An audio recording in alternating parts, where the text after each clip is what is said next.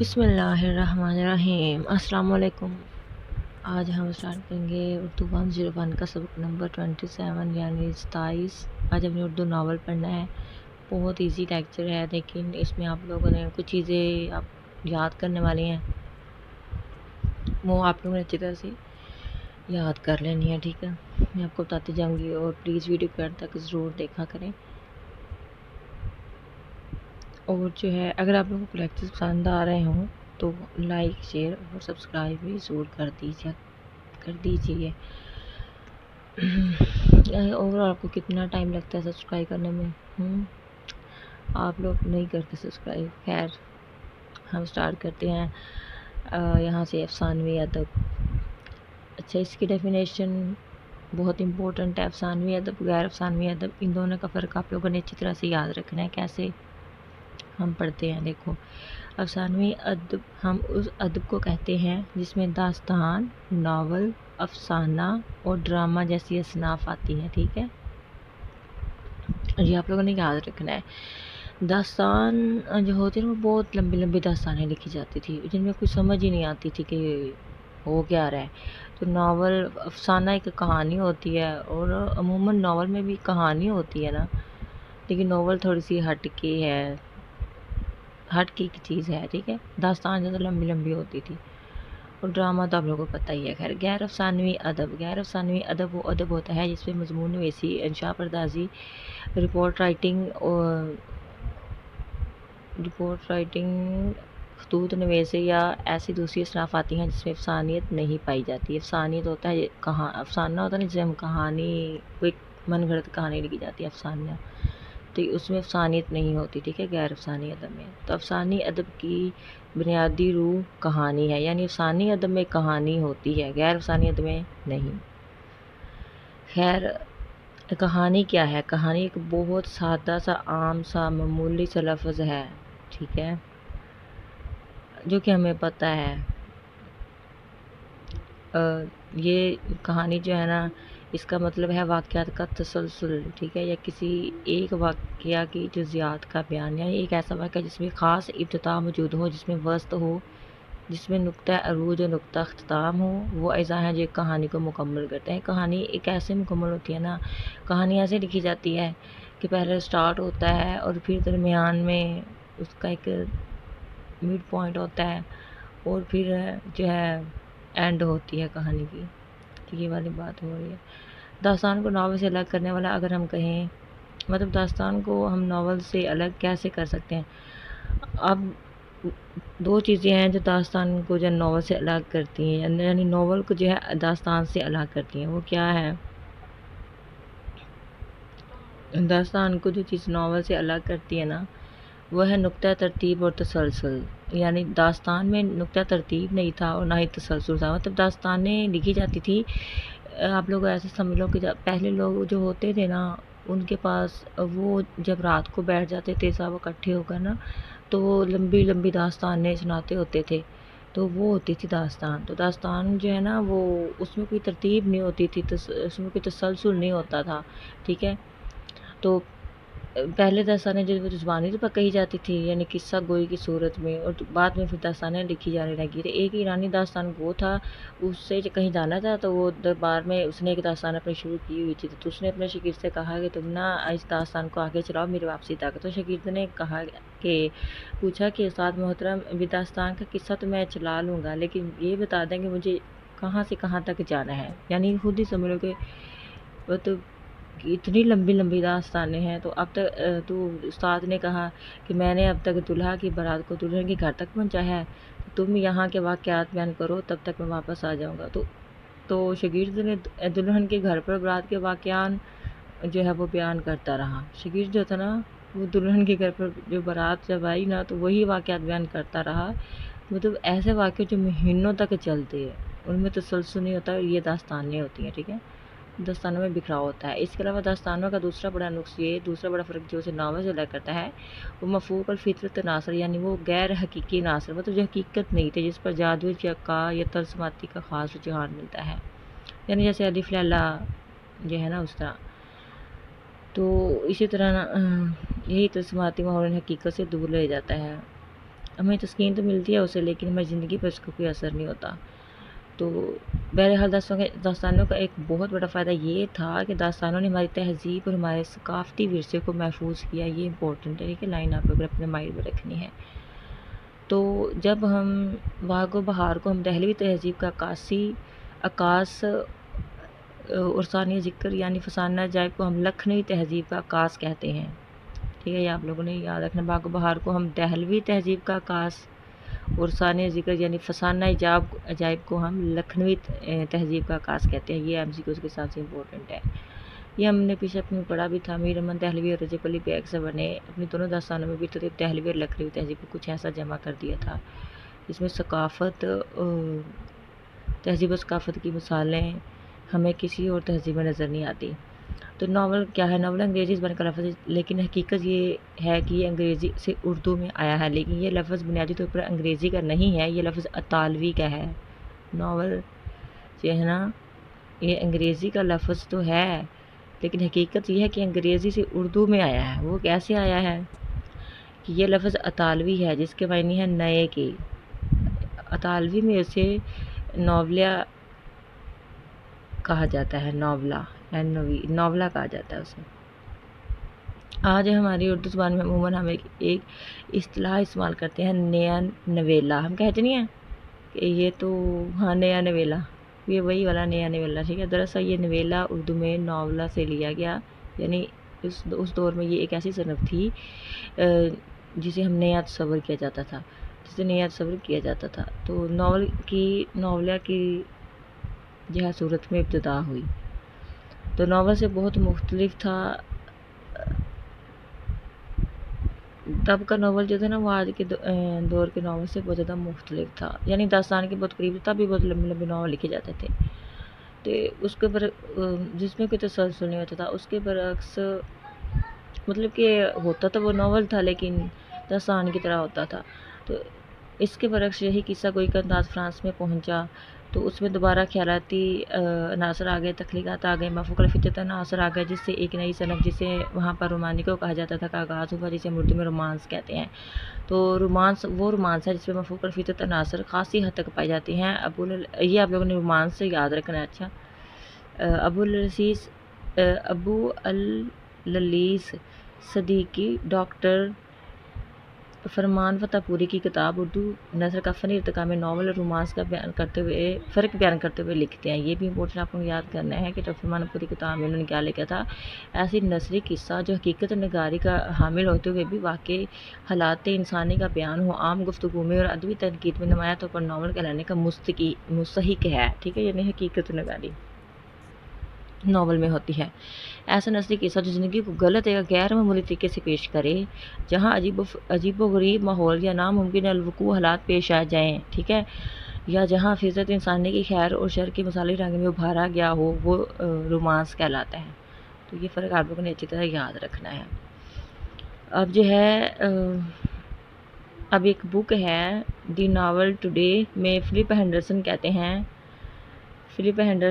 یہ امر مسلمہ ہے کہ عظیم ترین ناول کا مقصد جیسا کہ ہمیشہ رہا ہے، آج بھی انسانیت کا انقلاب ہے، تاکہ اس انسانیت کے انقلاب سے سوسائٹی یا سماج کو بدلا جا سکے۔ لہٰذا اس المناک اور انقلابی دور میں جس سے ہم گزر رہے ہیں، اور یہی ہمارے بہترین دل و دماغ رکھنے والے بھی اخلاقیات اور مذہب کے مسائل کے مقابلے میں سیاست سے مغلوب ہو چکے ہیں، یہ امید کی جاتی ہے کہ ہمارا سب سے مؤثر ناول نگار جس انقلاب کی کوشش کرے گا وہ بھی خالص سیاسی ہوگا، اور دوسری طرف وہ اوسط درجے کے مصنف ہیں جو زندگی کو صرف اس جامد یا مردہ سطح پر قائم رکھنا چاہتے ہیں جس کے وہ عادی ہیں۔ دی ناول ٹوڈے فلپ ہینڈرسن نے کیا کہا تھا، یہ آپ لوگ اچھے سے اس بات یاد رکھنی ہے۔ تو انقلاب سیاسی ہو یا مذہبی، فلپ ہینڈرسن کی بات درست ہے۔ وہ کیسے؟ ہر ناول کا مقصد نہ انقلاب ہوتا ہے نہ ہونا چاہیے۔ تو ہوتا کیا تھا، مطلب وہ سیاست کی بات کر رہے ہیں نا، کہ مطلب سیاست ہوتی تھی اس میں، کیسے کہ جو اچلا طبقہ ہوتا تھا نا، وہ اچلا طبقہ اوپری طبقے کے خلاف جو ہے، نچلا طبقہ جو تھا وہ اوپری طبقے کے خلاف انقلاب کی کوششوں میں لگا رہتا تھا، اور نچلا طبقہ جو سب سے نیچے والا ہوتا ہے، اوپر والے طبقے کے وہ خلاف ہوتا تھا۔ اور اوپری طبقہ جو تھا، جو اوپر والا طبقہ تھا نا، وہ زیرے طبقے کو دبانے میں، زیرے کا مطلب ہوتا ہے یہی جو نچلا طبقہ ہوتا ہے، ٹھیک ہے، تو وہ انہیں دبانے کی کوشش کرتا ہے۔ آج بھی ایسا ہی ہوتا ہے، یعنی ہر ناول کا کم از کم یہ مقصد یا مطلب یہ ضرور ہونا چاہیے کہ وہ معاشرے کی بری روایات کو پلٹ دے، تو معاشرے کی بری عادات و مسائل، معاشرے کے برے رجحانات یا منطقی رجحانات اور روایت کو ختم کیا جا سکے، ان پر تنقید کی جا سکے، تو ان کا مقصد معاشرے کی اصلاح تھا۔ اصلاحی ناولوں کی وجہ سے ڈپٹی نذیر احمد نے اپنے اصلاحی ناولوں کے ذریعے اپنے گھر والوں کی جو ہے ایک طرف اپنے گھر والوں کی، دوسری طرف وسیع پیمانے پر معاشرے کی اصلاح کے لیے موتی نوعیت کے ناول لکھے تھے۔ ڈپٹی نذیر احمد نے، آپ لوگوں نے یہ نام اچھی طرح یاد رکھنا ہے۔ ادبی اصلاحات میں پلاٹ سے مراد واقعات کی کڑی در کڑی وہ زنجیر ہے جو ایک کہانی کو مسلسل کرتی ہے، جو کہانی میں تسلسل کا باعث بنتی ہے۔ ہم نے دراصل ہر افسانوی ادب میں کہانی ہر افسانوی ادب میں موجود ہوتی ہے، ٹھیک ہے۔ طویل واقعہ، اب یہ آپ لوگ نے یاد رکھنا ہے پلاٹ کی ڈیفینیشن۔ طویل واقعہ، کہانی تو صرف ایک واقعہ ہو سکتی ہے، لیکن طویل واقعہ یعنی لمبا واقعہ یا مختلف واقعات کا مجموعہ جس میں ابتدا سے اختتامیہ تک کا تاثر موجود ہو، جب اسے ہم پلاٹ کہتے ہیں۔ یہ ڈیفینیشن آپ لوگوں نے اچھی طرح سے یاد رکھنا ہے، یعنی جس میں بہت لمبے لمبے واقعات ہوں، مختلف واقعات ہوں، ٹھیک ہے، اور ابتدا سے شروع سے لے کر اینڈ تک کا جو ہے تاثر اس میں موجود ہو، تو اسے ہم پلاٹ کہتے ہیں۔ تو دراصل وہ کہانی کے خاصے قریب ہوتا ہے، ٹھیک ہے، تو اس میں یہ واقعات کو تسلسل دیتا ہے۔ مستقیم، یہ آپ لوگوں نے ویری امپورٹنٹ ہے، مستقیم پلاٹ کیا ہے، محوری پلاٹ کیا ہے، سادہ پلاٹ کیا ہے، یہ آپ لوگوں کی ڈیفینیشن دینا ہے، جسے کہتے ہیں فنگر ٹپس پر یاد کر لو، ایم سی کیوز پہ آتے ہیں اور شارٹ کوسچنس تو پھر آتے ہی ہیں۔ مستقیم پلاٹ کا مطلب یہ ہوتا ہے کہ کہانی ایک خاص نقطے سے شروع ہوتی ہے اور سیدھے چلتے چلتے طویل قصے کے بعد بھی آخر کسی اور اپنے منطقی انجام کو پہنچتی ہے۔ تو دوسرا ایک محوری پلاٹ ہوتا ہے، محور ہوتا ہے مرکز، تو جس میں کہانی ایک خاص مرکز کے گرد گھومتی ہے، جس نقطے سے کہانی شروع ہوتی ہے، ایک دائرہ بناتے ہوئے، ایک مکمل دائرہ بناتے ہوئے بالآخر اسی نقطے پر آ کر ختم ہو جاتی ہے۔ تو اسی طرح سے بہت زیادہ سادہ پلاٹ ہوتے ہیں، سادہ پلاٹ میں بالکل سیدھی سادی سی کہانی ہوتی ہے، اور کچھ پیچیدہ پلاٹس ہوتے ہیں، اور جو ہے لیکن ہمارے لیے جو ہے نا پلاٹ واقعات کی کڑی، آپ لوگوں نے یہ یاد رکھنا ہے کہ پلاٹ جو ہے نا واقعات کی کڑی در کڑی زنجیر ہے، جس کے ذریعے دراصل ناول نگار یا افسانوی ادب کا کوئی بھی ادیب تسلسل پیدا کرتا ہے۔ مثلا ابتدائیہ یا جتائیہ یعنی جہاں سے بات شروع ہوتی ہے، پھر نقطہ روح یعنی وہ حصہ جہاں پہ ناول نگار سسپنس کرتا ہے، اس کے بعد کیا ہونے والا ہے، اور پھر اختتامیہ یا انتہا، یہ سب کچھ جو ہے نا ناول نگار جو ہے نا اس میں وہ ایسی ساری ترتیب ہوتی ہے، اس میں خاص تسلسل ہوتا ہے اس میں۔ تو اس کے بعد دوسرا آنسر یا دوسرا جزو ہے جو ناول کے لیے ضروری ہے، وہ ہے کردار۔ تو کردار کے بغیر کوئی بھی کہانی مکمل نہیں ہو سکتی، جیسے کہ افلاطون نے کہا تھا کہ یہ ہم نے پڑھا ہے کہ نقل کی نقل ہے، شاعری جو تقلید کی تقلید ہے یا نقل کی نقل ہے۔ تو جب کوئی شخص جب کوئی کسی واقعے کو ناول، رسمی یا المیہ مطلب کوئی لکھتا ہے نا اس طرح سے، تو دراصل وہ اس دنیا کی نقل کر رہا ہوتا ہے، کیونکہ وہ اسی دنیا کی واقعات لکھ رہا ہے نا، تو کہتے ہیں کہ اس دنیا کی نقل کر رہا ہے، کیونکہ اس نے اس دنیا سے ہی سارا کانٹینٹ لیا ہے۔ تو عالم مسالے کی نقل دنیا کی نقل ہے۔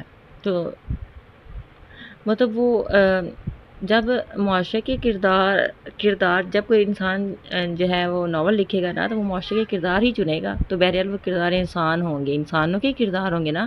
جب کوئی شخص پرندوں کی کہانیاں تو نہیں لکھے گا وہ، لیکن اگر وہ کہانی بھی لکھے گا تو وہ تمثیلی قصہ تو ہو سکتا ہے، لیکن اسے ناول نہیں کہا جا سکتا، ٹھیک ہے۔ تو لیکن کیونکہ ناول جیتے جاگتے انسانوں کے کرداروں کا نام ہے، سو ناول کا دوسرا اہم ترین جزو کردار نگاری ہے۔ یہ آپ لوگوں نے جزو اس کی اچھی طرح سے یاد رکھنا ہے، کردار نگاری ہے۔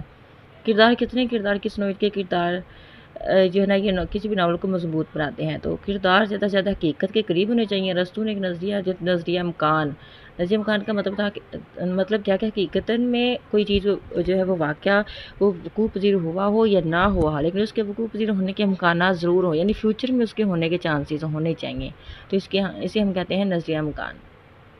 تو مفوق البشر جسے ہم سپر مین کے حوالے سے یہ ایک نظریہ تھا، یا پھر سپر مین میں یاد رکھنا، مفوق البشر کو کہتے ہیں۔ وہ یعنی وہ سپر مین روح زمین پر تو موجود نہیں ہو سکتا، لیکن ایسا ہو، لیکن اس کی صورت ایسی ہونی چاہیے کہ وہ حقیقت میں ہو۔ دوسری بات یہ کہ کردار بہت زیادہ نہیں ہونے چاہیے اس میں، جو کہ ناول کو داستان سے الگ کرتے ہیں، کیونکہ داستان میں ایسا ہوتا ہے لمبی لمبی داستانیں لے کے چلتے کوئی پتہ ہی نہیں چلتا تھا، تو اس میں کردار زیادہ ہوں گے نا تو اس میں تسلسل نہیں رہے گا، پھر وہ داستان ہی ہو جائے گی نا اتنے لمبے پھر ناول، اس کو پھر کون پڑھے گا؟ تو بہت سے کرداروں کی کردار نگاری کرتے ہوئے کردار نگار کسی ایک بھی کردار کو مکمل طور پر سامنے پیش نہیں کر پائے گا، جب زیادہ کردار ہوں گے تو وہ صحیح طریقے سے ان کو نہیں کر سکے گا، ارینج نہیں کر سکے گا ان کردار نگار جو ہوگا۔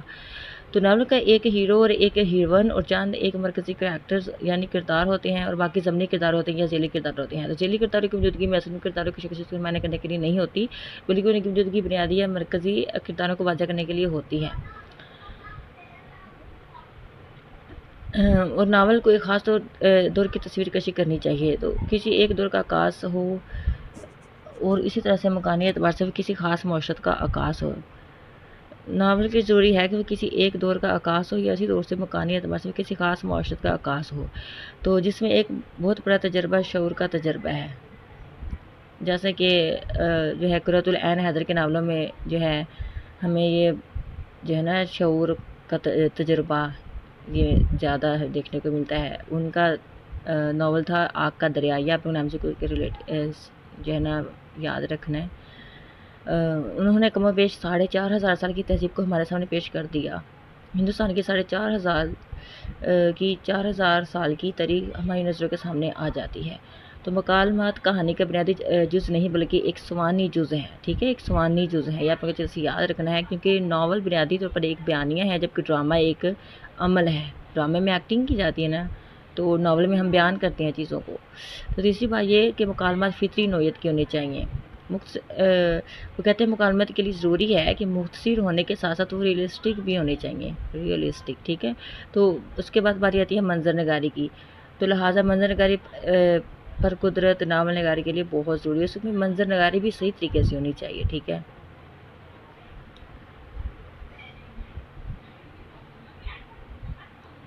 خیر یعنی کہ ناول میں منظر کا ہونا، اس کا انتخاب سے، احتیاط سے اور چناؤ سے منظر نگاری کا ہونا بہت زیادہ ضروری ہے۔ لیکن ادبی اعتبار سے، تکنیکی اعتبار سے ناول کے عناصر یہی ہیں، یہ عناصر وہ جو ہم اوپر پڑھ کے رہے ہیں نا، وہ یہاں پہ شارٹ کٹ لکھ دیے ہیں۔ یعنی پلاٹ ہم نے پڑھا، کردار ہونے چاہیے، اس میں ماحول ہونا چاہیے، تو پتہ چلے، مکالمات اور منظر نگاری، یہ سب چیزیں صحیح سے ہوں گی تو ہی ہم جو ہے ایک اچھا ناول سے کہیں گے۔ تو ناول کا اسلوب اس نوعیت کا ہونا چاہیے کہ وہ آسان ہو، بے ساختگی اور سلاست اس میں پائی جائے، اور اسے پڑھنے والا اسے اپنے دور کا حصہ سمجھے۔ تو ہر لغت میں اس کے آسان ہونے چاہیے، یعنی اس کے الفاظ میں مشکل نہ ہوں۔ تو یہ ہم نے پڑھی تھی مثنوی پدم راؤ، ٹھیک ہے، یہ مثنوی ہے، یہ اردو کی پہلی کتاب ہونے کا بھی اسے اعزاز حاصل، پدم راؤ کو، ٹھیک ہے۔ تو یہ آپ لوگوں نے ہم نے پڑھا ہے، لیکن آپ لوگوں کو ریمائنڈ کروانے کے لیے میں نے یہ ہائی لائٹ کیا تھا کہ آپ لوگ دوبارہ سے ریمائنڈ ہو جائے۔ جتنی بار آپ لوگ ریمائنڈ کرو گے نا، آپ لوگوں کو اتنا اچھا سے یاد ہوگا، پھر آپ MCQs میں آپ لوگ کنفیوز نہیں ہوگے۔ میر حسن کی سحر البیان ہم نے پڑھی ہے، اس کے بعد پنڈت دیا شنکر نسیم کی گلزار نسیم، یہ بھی ہم نے پڑھی ہے، مثنوی نے لکھی تھی، اور ملا وجی کی سبرس بھی ہم نے پڑھی تھی، فضلی کی کربل کتھا بھی ہم نے پڑھی تھی، میر عطا حسین خان کی نو طرز مرثا بھی، اور ان داستانوں پر فارسی یا مقامی اثرات بہت زیادہ تھے، یہ آپ لوگوں نے بہت اچھی طرح یاد رکھیں۔ میر امر کی باغ و بہار کے مقابلے پر رجب علی بیگ سرور نے فسانہ عجائب لکھی، یہ بھی ہم نے پڑھا ہے۔ ان میں سادگی سراست زیادہ رکھی گئی تھی، کس میں؟ باغ و بہار میں سادگی سراست زیادہ تھی، اور فسانہ عجائب میں تیزا اور بناوٹ، یہ بھی ہم نے پڑھا تھا، تسنہ اور بناوٹ تھی فسانہ عجائب میں۔ تو یہ جو ہے اپنی جاذبیت، اپنی تہذیبی عناصر کے باعث آج بھی زندہ ہیں۔ یہ ڈپٹی نذیر احمد اردو کے سب سے پہلے ناول نگار ہیں، یہ آپ مجھے یاد رکھنا ہے۔ ان کی کردار نگاری اتنی مضبوط نہیں تھی، تو انہوں نے 1869 میں امراۃ العروس کے نام سے ایک ناول لکھا تھا۔ اچھا یہ ناول ہے، اس کا مطلب ہے دلہن کا آئینہ، یہ بہت انٹرسٹنگ ہے، ہم اگلے چیپٹر میں پڑھیں گے۔ 10ویں عیسوی میں انہوں نے اپنی بیٹیوں کو تربیت کے لیے لکھا تھا، اپنی بیٹیوں کی تربیت کے لیے اس ناول میں انہوں نے لکھا تھا، وہ شخصیت کی تحریک کا حصہ تھے، ٹھیک ہے۔ اس ناول کا مقصد معاشرتی اصلاح بھی، یعنی معاشرے کی اصلاح بھی تھا۔ تو بیٹی کی تعلیم و تربیت، اس کا بنیادی مقصد بیٹیوں کی تعلیم و تربیت بھی تھا، ٹھیک ہے۔ اسی وجہ سے اسے بہت جلدی مقبولیت بھی حاصل ہوئی، ڈپٹی نذیر احمد کے ناول کو. تو اس میں کردار عموماً جامد تھے. کردار برا تھا تو مشکل برا تھا. اس میں یعنی اگر کوئی کردار برا تھا تو برا تھا، اگر کوئی اچھا تھا تو اچھا تھا. کیونکہ ہم غلطی کے پتلے ہیں اور ہم غلطی جو ہے وہ ہماری فطرت میں ہے. ٹھیک ہے، تو ہو جاتی ہیں غلطیاں انسانوں سے. ناولوں کا مقصد اصلاح تھا، اخلاق اور بند و نصیحت تھا. اپنے ناولوں میں محاورات کا بے جا استعمال کیا. ڈپٹی نذیر احمد نے اپنے ناولوں میں محاورات کا بے جا استعمال کیا. آپ لوگ اچھے سے یاد رکھنا ہے وہ کون سے شاعر جنہوں نے محاورات کا استعمال کیا تھا، تو ڈپٹی نذیر احمد. تو رتن ناتھ سر شاعر کا 1869 میں ڈپٹی نذیر احمد کے بعد روس کے معزز وفد آنے کے بعد کچھ ہی دیر بعد رتن ناتھ سر شاعر نے بالاقساط اخبار میں فسانہ آزاد کے نام سے ایک ناول لکھا. ناول کچھ ایسا طویل ہو گیا کہ آج اس کی 4 جلدیں بن گئی. ٹھیک ہے، تو وہ کیونکہ داستان سے خاصا قریب تھا، اتنا لمبا ناول، ان کے ناول میں ترتیب نہیں تھی. اور چاند و راہ کے بعد یا چاند و خواب کے بعد وہ اچانک پھر سے زندہ ہو جاتا. یعنی ایک کریکٹر اگر وہ پہلے سے مار دیا جاتا تھا اور پھر وہ پھر سے زندہ ہو جاتا تھا، وہ عجیب سا ہوگا پھر لگ جاتا. شرر نے تاریخی ناول لکھے، فردوس بری اور منصور اور جینا. یہ آپ لوگوں نے یاد رکھنا ہے. پلاٹ کے حوالے سے بہتری آتی ہوئی محسوس ہوتی ہے. وہ بہتر انداز میں منظر نگاری کرتے اور قصے کو بہتر انداز میں آگے بڑھانا جانتے تھے. کون؟ شرر. تو سجاد حسین یا نواب آزاد یا جوالا پرشاد کے ناولوں کا تذکرہ ہم کر سکتے ہیں. ان میں مزاح ملتا ہے، طنز ملتا ہے، لیکن ارتقائی حصہ یا ارتقائی عمل ناول کا بہرحال کوئی بہت زیادہ آگے بڑھتا ہوا ہمیں محسوس نہیں ہوتا. تو مرزا ہادی رسوا کے ناول امراؤ جان ادا سے آتا ہے. وہ ناول جو آج بھی پڑھا جاتا ہے اور بارہا فلمایا بھی جا چکا ہے. تو راشد الخیری کے حوالے سے اب ہم بات کریں گے، کیونکہ وہ عورتوں کی مظلومیت کے زیادہ تذکرہ کرتے تھے. کون؟ راشد الخیری. تو ناول میں ایک بڑا پرانا نام جو ہے وہ پریم چند کا ہے. انہوں نے افسانہ نویسی کا یہ بھی کام کیا اور بے مثال کام کیا. ان کی خصوصیت حقیقت پسندی تھی. وہ دیہاتی قصوں سے اپنے ناول کے پلاٹ کا خمیر اٹھاتے ہیں. ان میں کوئی نفسیاتی کشمکش میں زیادہ نظر نہیں آتی، کیونکہ وہ حقیقت پسند تھی. تو فارسیت یا ہندوت کا اسلوب زیادہ تھا، ان میں سادگی سراست زیادہ تھی. تو ترقی یافتہ شکل کی طرف جو ہے نا تب جو ہے ناول پڑھ رہے تھے. ان میں نام آتے ہیں جی سجاد ظہیر، یا ان کے بعد علی عباس حسینی، عزیز احمد، کرشن چندر، عصمت چغتائی اور ایسے دوسرے ناول نگاروں کے نام. تو قدرت اللہ شہاب کے حوالے سے یا قرۃ العین کے حوالے سے، پھر اس کے بعد ناول یا باقاعدہ طور پر اردو میں رواج پاتے. یعنی یہ ان کے ناول جو نا وہ بہت زیادہ جو ہے وہ